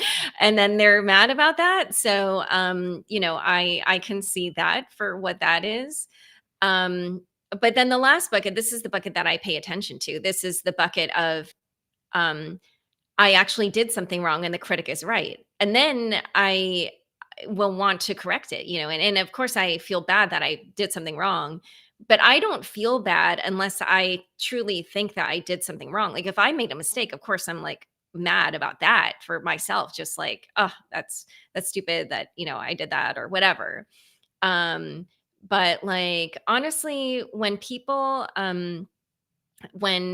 so here's something that just keeps happening to me over and over and over again. And it's been happening for a long time, but every single, like, people of every coin think that I'm against their coin. And it's fine. Like if it happens for, a coin that actually, yeah, I think that's a stupid coin, but for Bitcoin's Ether and Sol, which I think those are probably the three most legit coins, there are people in each of those groups who think that I'm against their coin. And I'm just like, like that it's just ridiculous. And sometimes I just want to get them all in a room together so they can all like try to win the argument that I hate their coin more than the other, because like some of those sides, like definitely both on Ethereum and Solana, those people think that I am pro the other coin. And I'm just like, you guys need to talk it out amongst yourselves. But anyway, so that's my main thing, is just like, it's just weird how people come up with these conspiracy theories. By the way, that's the other thing. Like people that I know personally, that I've had on the show, that I consider people that I'm friendly with, they get in my DMs and they are like, are you being paid by the Solana Foundation? Like, they're literally asking me this Oh my serious question. gosh. I'm just like, Yeah. are you Yeah. like, what are you smoking? What are you smoking? Like, but I don't know I don't know what goes on in chat groups when people talk about me, but all I can say is like, it must be wild. I would love to be a fly on a wall in those. So Oh my gosh. anyway, Laura, I gotta ask you, last thing, you put out a tweet that said, bruh, no cap in it. Like, that is you tapping into your inner Zoomer. I gotta ask, guys, what the hell happened I there? had to ask ChatGPT how to say that. I was like, how do you Yeah, how that do is you hilarious. say gee whiz in Gen Alpha language? That's literally what I typed into ChatGPT and it told me. Oh my gosh. My buddy texted me that and he's like, dude, I think she sold her account. So that's what they're saying. That's what they're saying behind the No, scenes, that you sold your I account. used an AI, you guys. I used an AI. Laura Shin, one of the best podcasts and now streams in the space. And thank you for your time. Thanks for joining. Thanks for Yeah. explaining it. If I was like on the edge of launching a creator coin, I'm like, my toes are dangling now. So I appreciate your time. So yeah, that's the one thing is like, I think perhaps your audience would hound you more for, I don't know. I could be wrong. I don't know the difference between your audience and my audience. I could be wrong. I don't know if my audience will like be hounding me quite as much. I could be wrong. Yeah, I know what you mean though. Maybe like 5 weeks from now, I'll be like, oh man, that's Well, that's the thing. Maybe we can just end on this. I don't want to take too much time, but like what do you expect to be 1 year from now? It's hard to say, but like the big pushback for like the pump fun coins is like, oh, they're not sustainable. All the meme coins have been dying, but this is different. It's like, as long as Laura Shin is streaming, is doing her stuff, is building her business, then there should always be some sort of demand to watch on pump, to trade the token. So it really is just dependent on your ability to continue, is my Yeah. interpretation. Yeah, Yeah. that's how I'm thinking about it. I'm like, I'm putting out good work that people are interested in. And so there should be then like a natural kind of interest in watching me on pump, or maybe, for whoever, because that's really what I was getting at. Like, so when I interviewed that guy James Perlow from Figment Capital, and he was talking about this like audience fi or attention fi, there are people who like to trade around these things, right?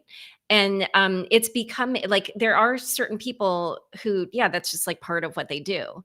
And so it's like, if it like, it's hard. Yeah, there's not a direct connection, because I'm not promising like, we're going to do this for the token. It's like, I'm part of this world where there will soon be a stronger connection between creating content and direct monetization of fans.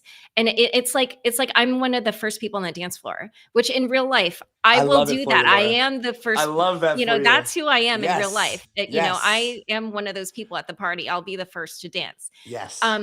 So, but and the last bit that I just wanted to say is like, I feel like a part of the condemnation is a holdover from the Web 2 era, where we are not used to creators making money Yes, from exactly. doing Yes. these things.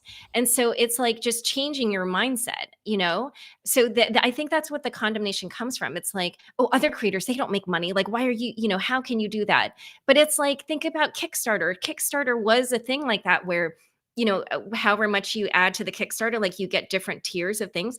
Like we could do something like, we haven't thought of that yet, but that it's not like such a crazy thing. Like, how many, musicians that I love have I like contributed to their Kickstarter, like it's just, so anyway, point is like, I don't think that, what pump allows us to do, or that jump from what I mentioned, like with the Kickstarter or whatever, to pump, I don't think it's as crazy. It's just that we're not used to seeing people make money that way. And I don't think there's, anything wrong with it. But like I said, I think for us, we may not, the people trading our coin may understand that there's like less of a direct relation. I don't know. We'll see. Yeah, I know know. what you mean. I mean, I think the way that you frame it is very important, and I appreciate you being one of the first of like the legitimate companies, so I can just sit back, take my time, watch your situation unfold, and then the next person after me is going to do the same thing. So like I said, if I was on the edge prior to this, my toes are dangling. Laura Shin, again, CEO, co-founder, one of the best podcasts in the space, best media channels. Thank you so much for your time. And this was fun. Thanks. Yeah, it was great. Bye, Laura. Bye. Peace. Alrighty, guys. Well, you heard it here first. I think there's a Rollup Pump Fun coin potentially launching. So, can somebody call Robbie, please? Here, let me just give Rob a call. Let's see where Rob is in the world. I'm not even sure if he's going to be able to answer. Let's see what he says. Let's give Rob a call. See what he thinks about this one. I think he's traveling. I'm not sure he's going to be able to answer, but I just saw a text from him. He might be at the airport somewhere. Let's see what he says about this one. Not getting any response. He might be at the airport. This may be for the better. You know, maybe we have to do this a bit more strategically rather than just saying fuck it and calling my business partner and saying that I think we're launching a token. So it's probably not the best move, is it? So guys, we're gonna pull back up the screen and we're gonna look at the feed a bit and hang out a bit because there is some stuff happening. That is for sure. So guys, that was awesome. I mean, I'm bullish on Laura's token. She literally made 10 grand in the last 24 hours off of just the volume. It's only trading at like $1 million market cap. And yeah, I'm gonna see if Rob can pick up here.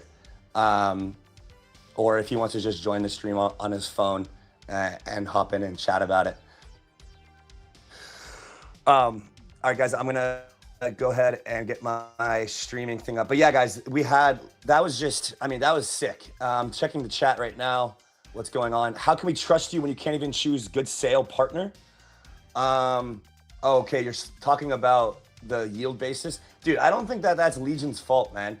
They had the biggest demand they've ever seen in crypto. So I mean, how you're gonna ascribe that to being Legion's fault, I don't really see that as the reality. But I think that you know, I get the anger, I get the frustration. I think the anger and the frustration is more about freaking the sale being oversubscribed and less so, you know, not getting in. Leo, let's cue some tunes. Let's get the screen going and let's have a little day here. I got a tweet up that I want to talk about and go on about. Rob's not answering. We'll have to get him on tomorrow's show. All right, guys. Here we go. I will get you guys this tweet that I want to talk about token 2049 for a second because I think that is what's kind of happening right now in the space. I'm sitting here at home in Florida, as you can see on the screen. So it should be good there, Leo, to send. Let's get the synthwave tunes going if we got them. Let me start again here.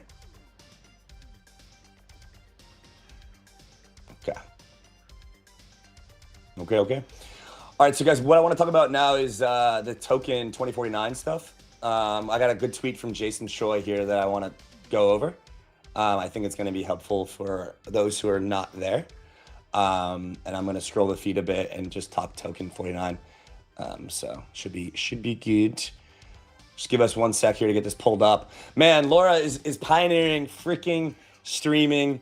She literally self-proclaimed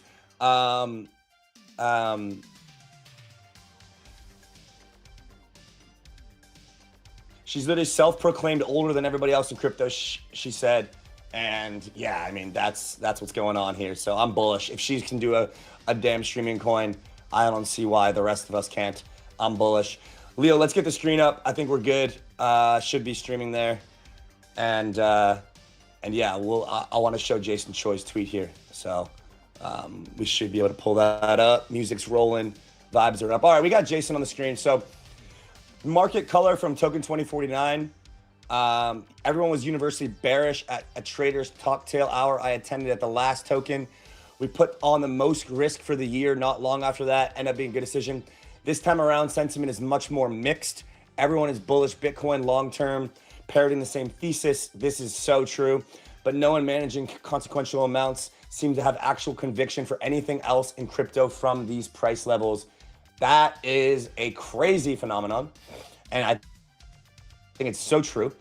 Everyone sees altcoins now as like just total garbage, which I think is not fair. They have no conviction to hold anything, which I think is silly. our fund has done so many long-term investments that I'm forced to be bullish. And I don't think that you're going to make money right now if you're like so short-term bullish or short-term bearish. You need to have assets that you're wanting to hold long-term, and then you can still do trend trading and multi-month trading. But I just don't see why people are so bearish. I mean, I see why, but I think that trend is wrong. Obvious that the most represented group of survivors with meaningful capital are traders. It's been a trader's market. As most product talk is around perp dexes, what a surprise. Lots of discussions around hyper-liquid Binance response and the next players. Also, what a surprise. Pockets of wholesome intents in earnest innovation, DSOT, deep-in, but rare. Again, probably a lot of just kind of, I don't know, not grifting, but like not the best products being built in some of those categories. Market views are 50-50 split with credible reasons on both sides. This is potentially the most interesting part of the tweet. Bulls, easing monetary environment. Yes, rates are going down. Bitcoin, coiled spring, lagging gold, drag market up. Yep. Revenue meta. Dude, wow. I mean, I cannot believe how the revenue meta line has proliferated. Guys, we need to just, make sure that everyone knows where revenue meta started. I'm going to pull up the OG tweet that seemingly just upset everyone because I said revenue meta as if it was a short-term thing.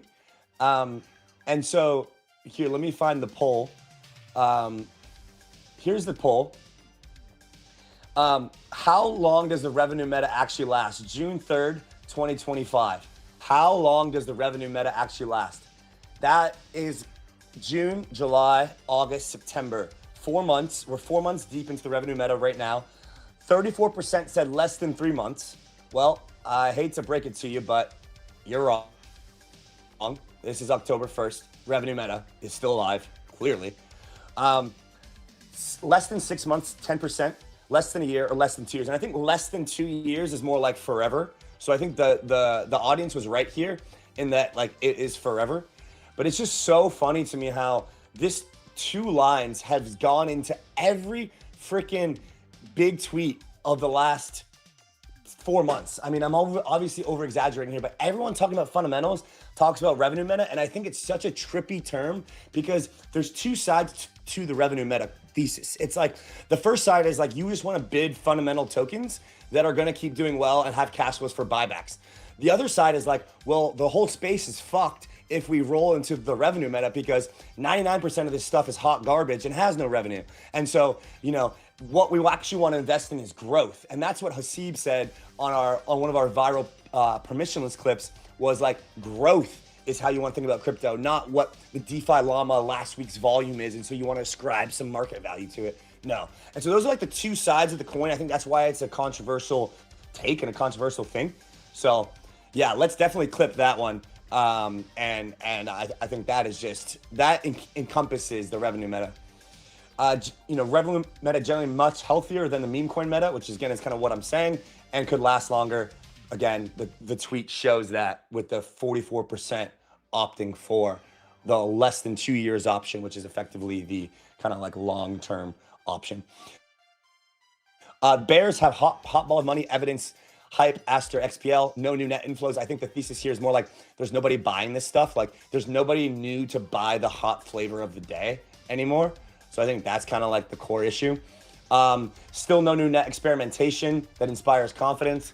DATs are obvious slow beat outcomes and end of cycle phenomenon. If you notice, I am tipping myself because I'm trying to get people to use Base App. I want people to use Base App. They're not quite using it, but we're going to get there. We're going to get you guys there. We're going to get some better features. I just want to show what's possible. I think I'm going to try to buy a coin on Base App, actually. So let's see what happens here. I got some USDC. I'm going to buy $1 of Chainlink, and let's see what happens. Trade now. Trading USDC for Link. Let's see, does it come up? Also, no phone case because this thing is just so sexy. Let's see, did it come up? Buy ETH. Buy $10 of ETH. Here we go. Loading. All right. Oh, there it is. Bought some ETH. Boom. Boom. All right, it's working. That's super cool. So yeah, on the Base App, on the Rollup mini app, you can actually buy assets that we have listed there, and you can do tips. You can do some chat features soon as well. So should be pretty cool. All right, guys, back to the feed. So, I mean, look, I think this is interesting, but wow, Jason Choi has invested 7 figures into robotics. Jesus, dude. It mirrors 2018 crypto industry a bit. No one agrees where value accrues. People can't agree what the main form factor should be. VCs have hyper optimistic timelines. Some solutions are over-engineered and basically are in search of problems. Kind of like you can kind of cross that over to ZK almost. I think that's an interesting parallel. At least in the early days of ZK. Tons of smoke and mirrors, but this creates the excitement needed to capitalize actual winners. Okay. To me, it's the other side of the gold Bitcoin trade. Math PL, let's go. What's going on, Math? Yo, guys, if you're in the Twitter chat, there's a little button below. You can click, you can write. I'll respond to all your questions, thoughts. If you're on the YouTube chat, same thing. Throw me a question, throw me a thought. I'm going to keep scrolling the feed, and I'm happy to talk to you guys about whatever you want. Questions, thoughts on market, on what I'm doing, on the Rollup, on the new Rollup token that we just kind of announced but didn't really announce.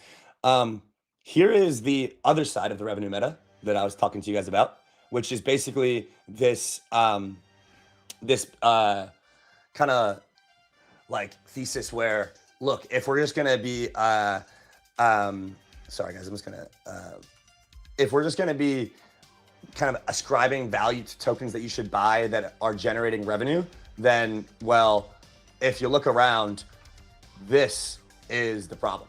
So the problem is you've got Polkadot in the top 50 coins.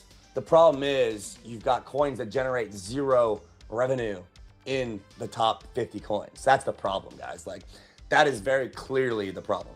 So, yeah. Let's refresh here. We got some USD or Curve USD takes. Hashtag scam, fuck off scammers. Oh my God. Wow. Okay, guys, we gotta close these comments out. Twitter, on Twitter, let's get those hidden and deleted. That's bullshit. You can't be so mad at the guy because you didn't make it in the sale. That's bullshit. In fact, let's check in on the sale.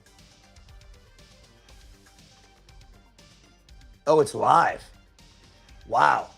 While supplies last, I bet it's gone. I bet it's sold out. I bet it's sold out. I gotta sign in real quick to crack and check it out. I don't want to do that right now. I don't want to show anything there. Sold out in 1 second. Do you sell to each other? Wow. YieldBasis sale sold out in a second. Wow. Wow. I gotta check our sale. If we made it in on Legion, I didn't get an email. How do I even check that? Wow. You've been partially approved. If you withdraw your funds manually before I can assure you funds are, yes. Boom. Boom. Bang. Let's go. Yes. The roll-up has been partially approved. That means that we're not gonna get our full allocation, but that means that we'll get something. Bang. Let's go. Shout out to Michael and the team. Wow, this sale sold out in freaking seconds. I knew this was gonna happen. They're gonna get a lot of pushback for that. Wow, Kraken first sale. Guys, we got it. That's gonna be a huge winner for us. I guarantee that thing's gonna cook. Let's go, man. Let's go. Wow. Look at that. The roll-up community got it. Dude, clip this. Nero, clip this, bro. So here's the lore. I met Fab, the founder of Legion, in Bali like a year ago. Literally a year ago, we hung out. I stayed with him. We surfed every day for like a month and a half. He's an absolute shredder. We had a great time. We're in the water one day surfing a break called Outside Corner, and it's freaking 8 foot. I got like a 7-foot gun board, or like an 8-foot like kind of gun style step up board, which is like a long skinny surfboard, because these waves are like fucking just terrifying. And it's like this long right and or long left. I only got like 1 or 2 sick waves, but I just remember sitting out there with Fab and we're like, bro, how does the Rollup and Legion work together? And so we came to this like referral idea. And basically, I sent this referral code to all of my people in my Telegram chat under my personal Andy's journal, which is like a Rollup and Andy kind of group. And basically, they all signed up with our link, and so they got listed as the Rollup community on Legion. And YieldBasis just gave my guy YieldBasis here an allocation because he's in our group. That is awesome. That is so cool that if you're in our Legion group, you get access to some of the best sales in the market. Wow. Wow. That is fucking cool. I'm stoked. That is cool. That is cool. So, wow. Awesome. Congrats to big congrats.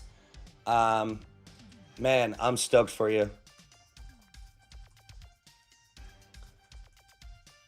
That's awesome. I'm going to send that link in my Telegram, actually. Just ship it over.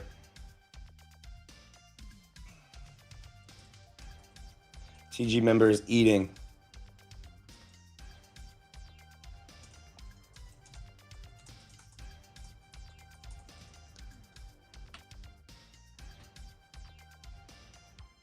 Bang. Let him cook. Let him cook. Cool. That's awesome. That's fucking great. That's so cool. So I think we're going to probably end up getting like a 10K or 15K allocation. I went for the straight 25K allocation. But yeah, this is just so great. I'm stoked for you. Wow. Awesome. I'm going to retweet that, dude. That's just so cool. Family eats. No, I'm just gonna leave it. I'll leave it for now. Shout out to that guy though. I sent it in my chat. Dude, this was so funny when Michael from Curve said trillions. He was like, trillions. Trillions. I am trying to make trillions. Man. That's crazy, dude. What a sale. They had the biggest sale of the year and we had him on the show. Welcome to Rollup TV, baby. Welcome to Rollup TV.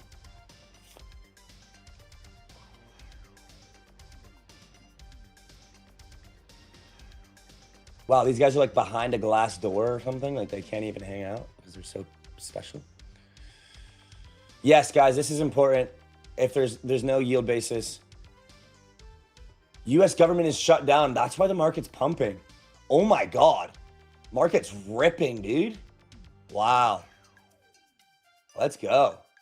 Wow. Let's go, dude. Yes, sir. Yes, sir. You can see my level of degen by my red list here of like the things that I track on a daily basis. You can see like what I own / what I'm paying attention to. It's pretty funny. Pretty funny. Wow, ETH's flying. We're gonna go to all-time highs, guys. Strap in. Strap in. This is a cool clip. Dude, Nero, we got to get rid of all these freaking comments, dude. These guys are just straight garbage AI spammers. We got to hide all of these. Leo, tell Nero to get these out of here. Those are just not it.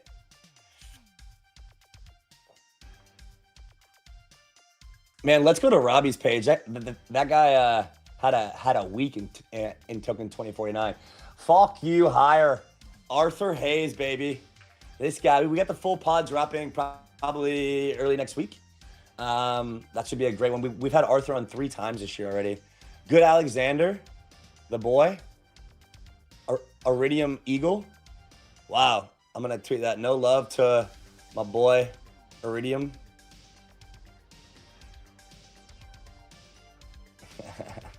Just trolling Robbie. Singapore, baby. It looks sick. Looks sick. Looks freaking sick.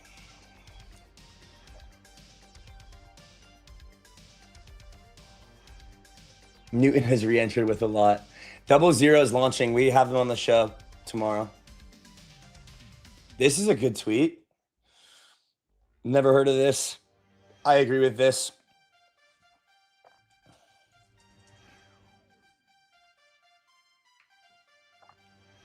Grok launched a token on base? No, that's March, dude. What are we talking about? 𝘗𝘯𝘷? Oh, that's cool. I think we had them on the show. Lighter over hyperliquid. Bruh. There's no token, dude. Oh my gosh, this guy's going for accumulating Atom. Atom? Is it 2021? LOL. Oh my gosh, guys, this is going to be insane. We're about to get the approval of so many ETFs. Solana. Oh my gosh, Litecoin, Doge, XRP, Cardano. So if you guys didn't check our episode with the Canary Capital founder, I'll pull it up for you. Obviously, I'm not going to play it, but maybe I can just play actually the one part that he talked about that I think that is really relevant here. So hold on, give me a sec. Basically, this guy came on the show and was like, altcoin ETFs are primed to launch like imminently.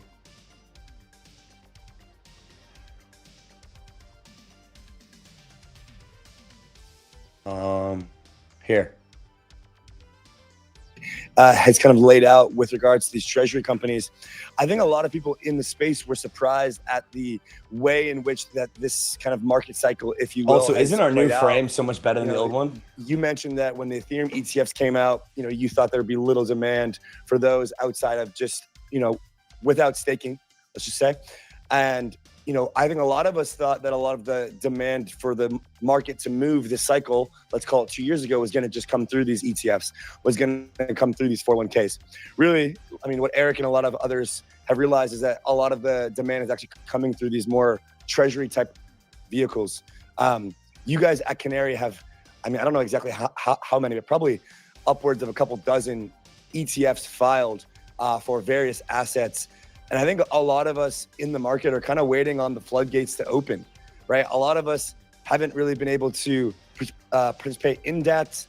Also, they've only really affected the top couple assets in a meaningful way, at least up to this point. What I'm getting at here is I think a lot of would love to just understand if you had an estimated timeline as well, or any predictions and thoughts there. Yeah, look, I'll give a guesstimate because the reality is I know nothing. Okay.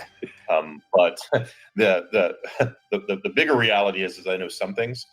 And what we do know is that the exchanges have filed for generic listing standards with the SEC. That is going through a public comment period. They're going through revisions as we speak. And there is an expectation in the market. This isn't for certain, that those generic listing standards should get approved sometime by the end of this month. And then the SEC will work on ways to actually open up for tokens that qualify under the generic listing standards to be launched in an ETF. So my expectation is probably sometime in October is the right date for anything that has a current US futures market. So that's the first stage of these generic listing standards. There were conversations earlier for other qualifications that were more quantitative, such as a market cap and trading volume in the US. And it seems like that has been put on hold for now, but there is an expectation that those more quantitative measures will probably come out, 3 to 4 months after the first round of generics come out. So look, if you just look at CME, Coinbase, those are probably the two biggest markets for futures for crypto. Anything that's been that's had a futures market for over 6 months would qualify once those get approved. So again, my expectation is sometime in October, maybe pushing into November, and then next year, probably in the spring, is when we get the new standards, which would include a lot of the other things that we're working on. Very cool. That is an accelerated timeline. Exactly. Well, in my opinion, I mean, I'll just say this: there's a few things that probably should have been approved a little earlier. You know, but you know, it is what it is when you're working with the government. Yeah, we've seen that. I have a question kind of for both you guys, but I'm sure you have some unique perspectives on it. In staking in general, we had a live stream actually at Permissionless in New York. We had asked a couple of really smart guys, Tarun from Robot Ventures. He sort of explained, look, we're seeing staking yields go down across the board. He said he was bearish on businesses that were built around staking revenue, LSTs, protocol By the validators. way, we got but confirmed ETFs. The timeline was just confirmed. By the way, let me play that one more time. Standards to be launched in an ETF. So my expectation is probably sometime in October. My expectation is sometime in October. Right My date. expectation is sometime in October. My expectation is sometime in October. This is the CEO of Canary Capital, which if we come back here, Canary. I think this guy knows what he's talking about. The CEO of Canary Capital is literally saying October. Guys. Higher.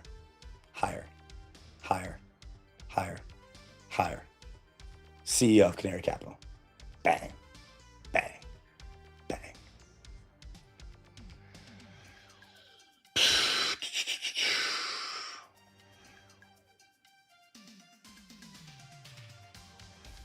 Generational bull run starts sometime. Dude, the generational bull run has been going on for like 6+ months already. Like alt season has been on.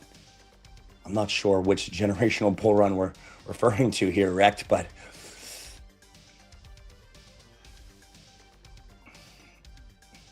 nah, stay off that one. Yeah, everyone's pissed about YieldBasis, guys. I don't blame them. I'm checking the chat. I don't see anybody in the chat. All good. If you guys have anything that you want to go over, let me know. Oh my gosh. Bruh. This is bullish.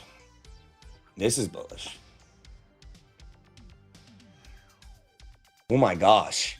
That's aggressive.